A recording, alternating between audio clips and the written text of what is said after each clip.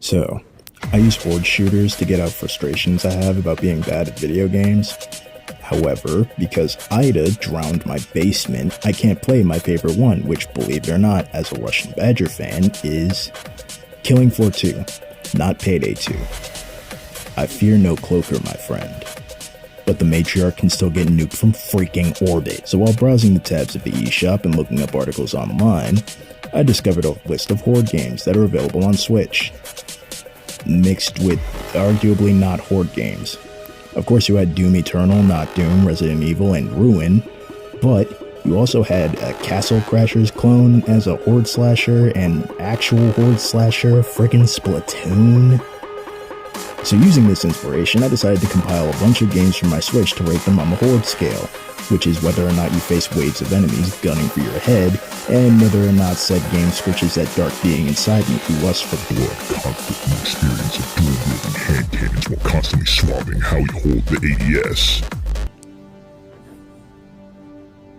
Winners for Bot Vice.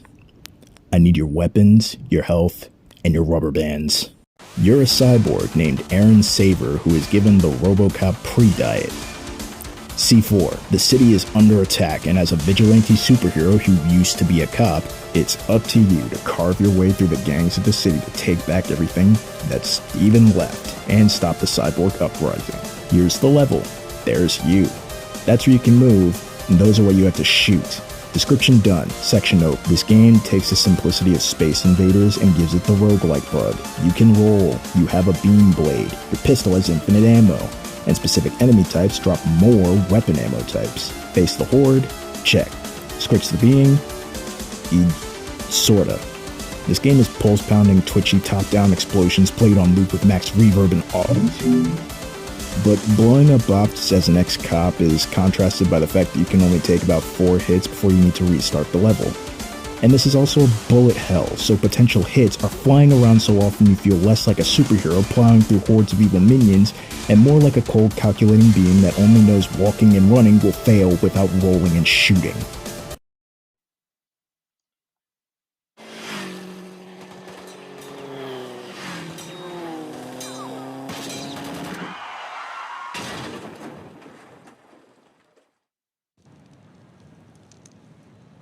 Mega Tokyo, set 2121. Tonight, I'm leaving this lobby, and I'll take all of you sons of bitches with me. Akane. I came here to slash stereotypes and be edgy. Well, I'm definitely edgy. Like the last game, you have a gun. However, you also have a real sword. This game tasks the player with one word: Kill. The MC is here to enact revenge or die trying, and you're here to prevent that second bit. She swooshes, she shoots, she even uses 1,000 cuts, motionless slash, Zanzikin, whatever you want to call it. Time stops and the unsheathed sword claims fools from a meter away. You can unlock different custom items by being good at the game, which I'm clearly not, so all this is still locked 2 years later.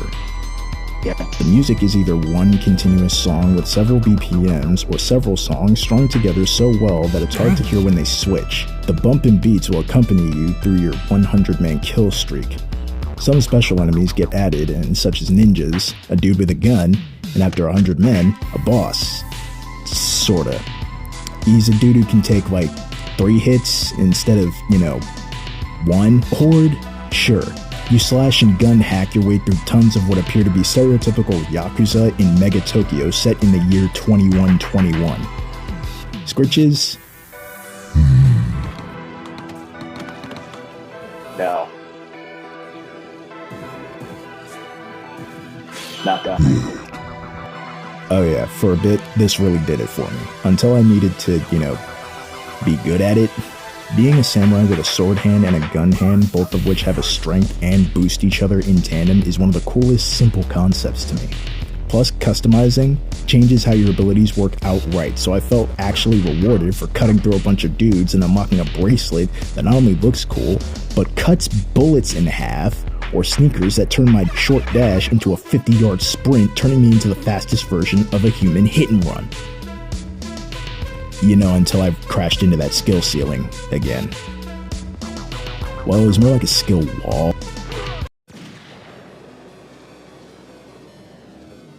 Not a hero.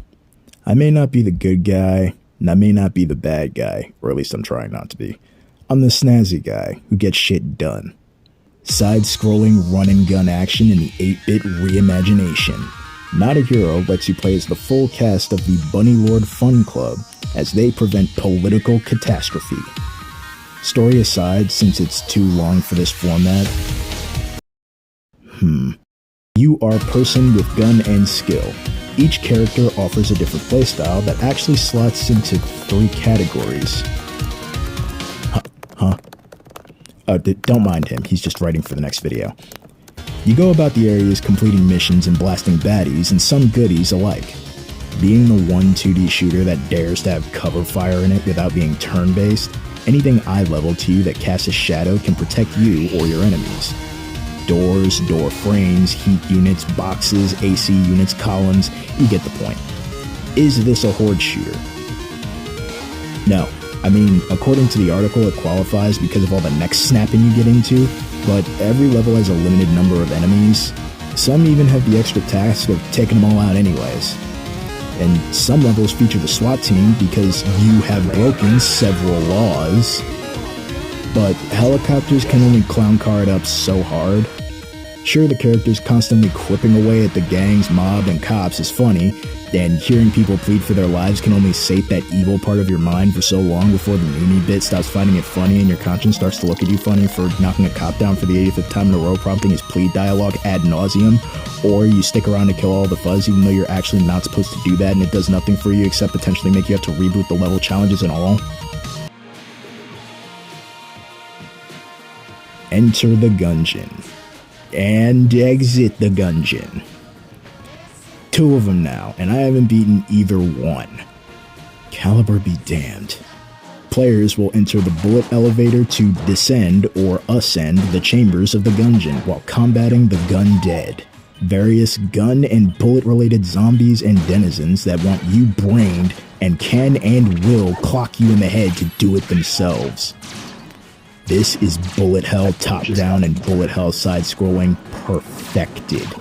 Both being twin-stick shooters, you fight wave after wave of gun dead as you make your way into or out of the Gungeon. Horde shooter? Nah, this a roguelike that took on 2 different forms and wears both rather well. If you played one, you can play the other. It's honestly a matter of which you find more forgiving. Bullet hell action in a top-down setting with dodge rolls, twitchy movement, and 87 bazillion guns. Or side-scrolling bullet hell action in midair with midair dodge rolls, twitchy movement, and 87 bazillion guns. Because both have exploration and extra rooms to peer into, only thing is, exit is a bit more limited in their rooms, opting for a trio of doors that swap out between an arena, a friend, and a friend's shop, possibly. Whereas Gungeon will sometimes have massive floors full of baddies to bust up and multiple shots per floor, almost guaranteed if you meet all the characters.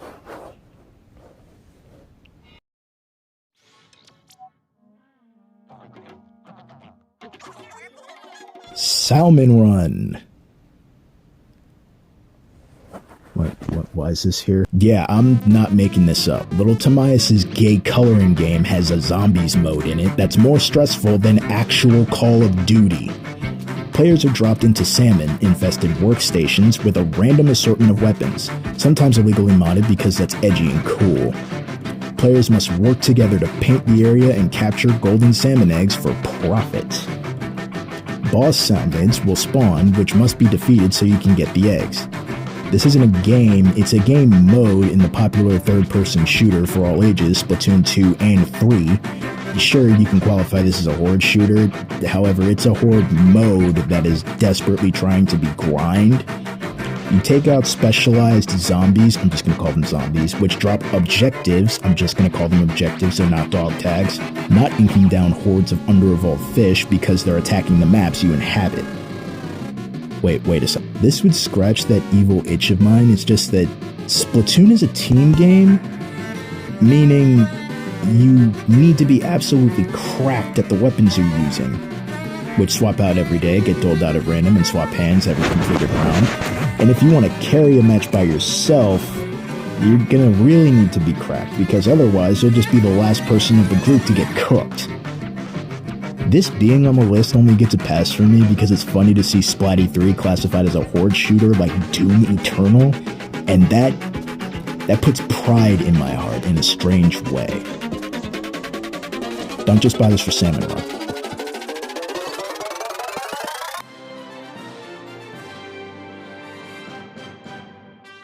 Earth Defense Force World Brother is a voxel-style recreation of me finding ants under my trash can. Those little buggers are learning about trespassing and unwarranted existence within a space. Like these fucks. Codenamed the Ravagers, Aggressors, and the Dark Legion, you, as a squad commander of the EDF, must gather a gaggle of gallant gunners to take back Earth and send Dark Tyrant drifting through space once more. The story doesn't matter, ignore it. The game is bug-blasting badassery in the tune of voxelization. Have you played EDF's main titles? Cool. Welcome to EDF, where you have 3 units for backup at all times. Unlike actual EDF titles, where you play as one person, you play as 4 separate people, all of which have their own abilities, or you could be 3 of basically the same character, 3 to 4 of basically the same character, with all the same abilities, just with separated by like the amount of times they can be used, how far they move, or how much they hurt. You get everything to attack these bugs. Rifles, miniguns, shotguns, snipers, launchers, laser pulses, marker launchers. You name it, we probably have it somewhere in here. This is a big pile of guns behind me right now. If it sucks, no worries. If there's another version of it in this big pile of guns, no worries. We got it. We got you. But wait, there's more. There need to be nearly 87 bazillion combinations of squaddies because of the sheer force you're facing. Every enemy from EDF history has been bricked up and set loose on the destroyed planet. Aggressors, Ravagers, and now the Dark Legion are all baddies outside of your weight class, and man does this game show you how you can punch above your own. Here's the loop. You get dropped into a level where the story takes a sledgehammer to the one-way glass of a 4th wall. You clear the area of bugs, and sometimes ride the tanks and mechs littered about to, clear out enemies without getting hurt. Whilst doing that, there are a max of 4 characters and spawn points that you can find. Give them a res, they join your team. That's the game. There are several reps from each and every game. Units who learn things from predecessors can be paired with units who they learned those things from. And they'll have differences with how the skill is adapted throughout the chaos. This being a gag game means that the punch-out style, the racy humor, is a thing, so a little warning about that for character clips, and holy crap, there are 210 of these chukka-yucks, including the DLC characters? Horde shooter? Absolutely. Screeches? Yes. I can't tell you the amount of times I found an insect in my house and wanted to greet it with the business end of a pistol at point blank for breaking in. This game assures my horde demon will be well taken care of. And the depressing part is, this wasn't even on the list. I found this while wondering if there were any EDF titles on the Switch, and found out that if I wanted a good horde shooting experience, it was either this, Doom Eternal, Not Doom, Handicapped Akane, Resident Evil, or Earthfall. Earthfall looks like what I'd dump out of my shitposting bin, and World Brother looked like baby's first EDF with Cringe as a featured character. Both don't sound all that great as experience, toiled down since I'm a rather bitter, black-hearted adult, so I picked the one that at least looked like it could run without making my day one Switch experience an asthma attack. Most of these games, not Splatty 3, are available on Steam and other platforms, by the way. This script was a list I found online, heavily edited to fit the content of my Switch, and possibly lead into me making another video like this. One of the first unwarranted scriptgasms I think I've had at an article that talked about multiple games, so probably sounds a bit nonsensical. Thanks for watching this nonsense and probably tuning into my Twitch to see it recorded, and wonder how all of these games fit under the title of Alerting the Horde. Hit those lovely YouTube buttons and drop your favorite horde game in the comments. I might just check it out when I get sick of EDF or my fight or flight response finally gives out from overuse. Before I head out of here, I want to give a big shout out to Blue Blaze, Roxas Enjoyer, and Jelix Lol. They're people that helped me during the big run event so that I could 1, get footage, 2, not lose, and 3, get 2 Kohozuna kills under my belt now, which was just insane to me, especially with the fact that I suck at Salmon Run. Anyways, come watch me on Twitch whenever I get a static setup going. Appreciate you, hon.